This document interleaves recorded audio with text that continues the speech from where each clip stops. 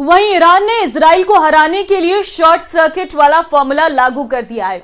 Israel के लिए यह फॉर्मूला बहुत खतरनाक साबित हो सकता है क्योंकि युद्ध के हालात में उसका आयरन डोम सिस्टम नाकाम हो जाएगा और ईरान ने शॉर्ट सर्किट वाले फॉर्मूले को टेस्ट करने के लिए सबसे पहला ऑर्डर लेबनान के हिजबुल्लाह को दिया है।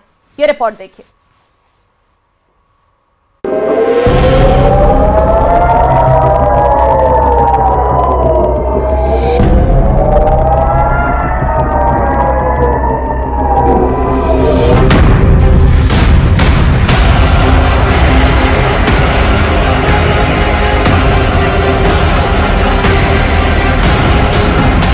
ये 4 अगस्त का वीडियो है। सुबह भी नहीं हुई थी और लेबनान इजराइल बॉर्डर पर रॉकेट हमले शुरू हो गए। ये रॉकेट हिजबुल्लाह दाग रहा था और अब इन्हें रोकना इजराइल के लिए बहुत बड़ा सिरदर्द बन गया है। नेतन्याहू कह चुके हैं कि हिजबुल्लाह जितने रॉकेट दागेगा इजराइल उतने रॉकेट मार गिराएगा।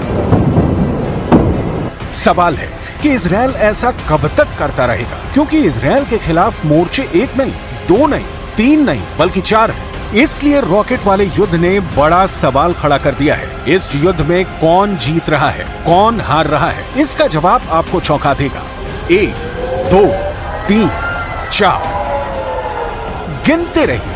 आपको 5, 10 नहीं बल्कि पूरे 16 रॉकेट शिकार करते हुए आयरन डोम मिल जाएगा। जी हाँ, इस हमले में हिजबुल्लाह के 16 रॉकेट इजराइल ने मार गिराए। एक भी रॉकेट इजराइल के एयर डिफेंस सिस्टम आयरन डोम से नहीं बच पाया। लेकिन फिर वही सवाल, रॉकेट हमले कब तक रोकता रहेगा इजराइल? क्या ईरान ने इजराइल को चकरघिन्नी युद्ध में फंसा दिया है? क्या ईरान ने इजराइल की एयर डिफेंस बैटरी फेल करने की तैयारी कर ली है? क्या इजराइल के खिलाफ ये ईरान का शॉर्ट सर्किट प्लान है? מדינת ישראל נמצאת במלחמה רב-זירתית נגד ציר הרשע של איראן. אנחנו מכים בעוצמה בכל אחד מזרועותיו. אנחנו ערוכים לכל תרחיש, הן בהגנה והן בהתקפה. ואני חוזר ואומר לאויבינו, נגיד ונגבה מחיר כבד על כל מעשה תוקפנות נגדנו, מכל זירה שהיא. इजराइल का आसमान रोज ऐसी रोशनी से जगमग होता है। कभी उत्तर की तरफ से हिजबुल्लाह रॉकेट फायर करता है, कभी गाजा की तरफ से बचा खुचा हमास का रॉकेट दस्ता एक्टिव होता है और फिर इसके जवाब में इजराइल एक्टिव करता है आयरन डोम। और फिर इजराइल के आसमान पर नजर आता है ये नजारा। लेकिन हर हमले को रोकने के लिए इजराइल का एयर डिफेंस बहुत महंगा साबित हो रहा है। हिजबुल्लाह का एक रॉकेट कुछ $1000 का होता है, जबकि उसे रोकने वाली मिसाइल लाखों डॉलर की होती है। यानी 1 लाख रुपए की कीमत वाले रॉकेट या तोप के गोले को रोकने के लिए आयरन डोम से 2 मिसाइल फायर की जाती है। इनकी कीमत रेंज के हिसाब से 70 लाख से 1 करोड़ रुपए हो सकती है। युद्ध लड़ने की इतनी बड़ी कीमत हैरान करती है। ऐसे में क्या नेतन्याहू इस हथियार की इतनी बड़ी कीमत चुका सकते हैं? ये बड़ा सवाल है। इजराइल और अमेरिका के वॉर एक्सपर्ट इस वक्त बहुत परेशान हैं। इजराइल का वॉर रूम सवाल पूछ रहा है कि वो कब तक आयरन डोम की मिसाइल फायर करते रहेंगे। एक मामूली रॉकेट को रोकने के लिए लाखों डॉलर की मिसाइल फायर की जा रही है। ये कब तक चलेगा? ऐसे में इजराइल का आयरन डोम वाला गोदाम खाली हो जाएगा। हिजबुल्लाह और हमास के रॉकेट अटैक के खिलाफ आयरन डोम का सक्सेस रेट 90% से ऊपर रहा है। यानी हर 100 रॉकेट हमलों के बाद जब आयरन डोम की मिसाइल फायर की गई तो उसने 90 से ज्यादा रॉकेट को आसमान में ही रोक दिया। इसी वजह से इस एयर डिफेंस सिस्टम पर इजराइल बहुत ज्यादा भरोसा करता है। आयरन डोम 4 किलोमीटर से लेकर 70 किलोमीटर दूर से हो रहे हमलों को रोक सकता है। ये मिसाइल को भी रोक सकता है, ये रॉकेट के हमले भी रोक सकता है और तोप के गोलों को भी रोक सकता है। आयरन डोम के फैन डोनाल्ड ट्रंप भी हैं। डोनाल्ड ट्रंप ने कहा है कि वो आयरन डोम जैसे मिसाइल डिफेंस शील्ड अमेरिका में लगाएंगे। ये ऐसा डोम होगा जो पहले किसी ने नहीं देखा होगा। Will prevent World War III, which is very close to happening.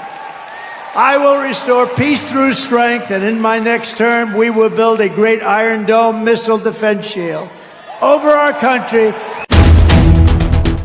Donald Trump बड़ी बड़ी बातें कर रहे हैं, लेकिन बड़ा सवाल बाकी मुद्दा यह है कि ईरान ने बड़े युद्ध से पहले क्या इजरायल को एक ऐसे चक्र में फंसा दिया है जिसमें इजरायल का एयर डिफेंस गोदाम खत्म होने जा रहा है। इजरायल ये बात बहुत अच्छी तरह जानता है कि आयरन डोम की मिसाइल के पार्ट अमेरिका में बनते हैं, इसलिए उसके लिए जरूरी है कि आयरन डोम का गोदाम तभी भरा हुआ रहेगा जब अमेरिका से हथियारों की सप्लाई जारी रहे। He also stressed that the unprecedented scale of U.S. support for Israel since October 7th should leave Iran, Lebanese Hezbollah, and other Iranian-backed terrorist groups with no doubt about U.S. resolve. ऐसे में missile और उसके parts को लेकर Israel के सामने बड़ा संकट खड़ा हो सकता है। ये डर हमेशा बना हुआ है, इसलिए बड़े सवाल एक बार फिर, क्या ये इजरायल के खिलाफ ईरान का चकरघिन्नी युद्ध है? क्या ईरान ने इजरायल की एयर डिफेंस बैटरी फेल करने की तैयारी कर ली है? क्या इजरायल के खिलाफ ये ईरान का शॉर्ट सर्किट प्लान है? We know that the threat is there, it's still there. The Iranians are capable to shoot to Israel missiles and UAVs and cruise missiles, and this is exactly what we are preparing ourselves, as I said, for a very long time. And we have to say that it is us together with the CENTCOM and the coalition which is around us, which is something very significant for the defense. इसमें कोई शक नहीं कि अब तक iron डोम दुनिया में मशहूर हुआ है। ये इजरायल का बहुत ही सटीक एयर डिफेंस सिस्टम माना जाता है। आयरन डोम ने अब तक हमास की तरफ से दागे गए हजारों रॉकेट को मार गिराया है, लेकिन उसके सामने अब बड़ी मिसाइलों का चैलेंज है जो ईरान के पास भी है। इसके अलावा लेबनान में हिजबुल्ला और यमन में हूथी, दोनों के पास बैलिस्टिक मिसाइल हैं और उन्हें रोकने के लिए इजरायल का एरो डिफेंस सिस्टम भी पूरी तरह से तैयार है। इन्हें रोकने के लिए इजरायल के पास है बहुत ही सटीक एरो 3 मिसाइल डिफेंस सिस्टम। इसकी तुलना रूस के S-400 से की जाती है। ये इजरायल और अमेरिका ने मिलकर तैयार किया हुआ है। ये इजरायल के मिसाइल डिफेंस सिस्टम का सबसे खतरनाक सिस्टम माना जाता है। यही डिफेंस सिस्टम है जिसके बलबूते ईरान की भी मिसाइलों को रोक लिया जाएगा। 13 अप्रैल को जब ईरान ने 300 मिसाइल और ड्रोन से हमला किया था, तब कई बड़ी मिसाइलों को एरो सिस्टम ने ही रोका था। इजरायल इस बात का बहुत भरोसा करता है। जब एरो 3 मिसाइल लॉन्चर से निकलती है तो समझ लीजिए कि बैलिस्टिक मिसाइल कोई भी हो, ये लंबी दूरी की रेंज तक उसे मार गिराएगी। इसी को ईरान का चकरघिन्नी युद्ध कहा जा रहा है, जिसमें इजरायल बुरी तरह से फंस चुका है।